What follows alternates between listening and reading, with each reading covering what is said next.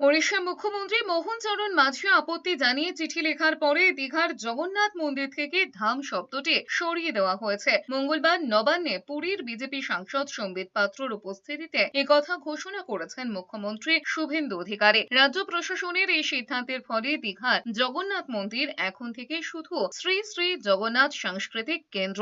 নামের বদল ঘটলেও মন্দিরে প্রাত্যহিক ধর্মীয় রীতিনীতিতে কোনো পরিবর্তন হবে না বলেই জানিয়েছেন মুখ্যমন্ত্রী। তিনি বলেছেন, ওড়িশার মুখ্যমন্ত্রী পুরীর সাংসদ সম্বিত পাত্রকে পাঠিয়েছেন। তিনি জানিয়েছেন, সবাই চান ওখানে নিয়ম মেনে পুজো পাঠ হোক, কিন্তু ধাম শব্দ সনাতন সংস্কৃতির সঙ্গে সামঞ্জস্য নয়। এই নামকরণের বিরোধিতাকে মান্যতা দিয়ে মুখ্যমন্ত্রী বলেছেন, বিতর্ক আগেই ছিল। ওড়িশার মুখ্যমন্ত্রী প্রস্তাব গ্রহণ করে দীঘার ওই ক্যাম্পাস থেকে ধাম শব্দ সরিয়ে দেওয়া হচ্ছে। तुरंत वहां से धाम शब्दों को हम लोग निकाल देगा और वहाँ कल्चरल सेंटर का कॉम्प्लेक्स रहेगा।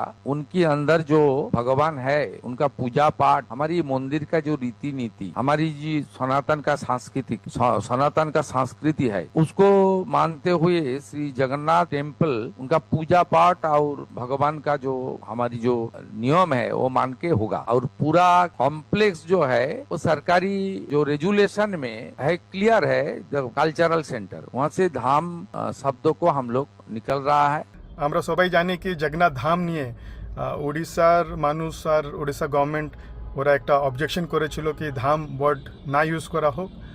তো আজকে আমাদের রাজ্যের মাননীয় মুখ্যমন্ত্রী শ্রী শুভেন্দু অধিকারী জি উনি জানিয়েছেন কি ধাম শব্দটা এটা ইউজ করা হবে না, এখন থেকে দীঘা জগন্নাথ মন্দির বলা হবে।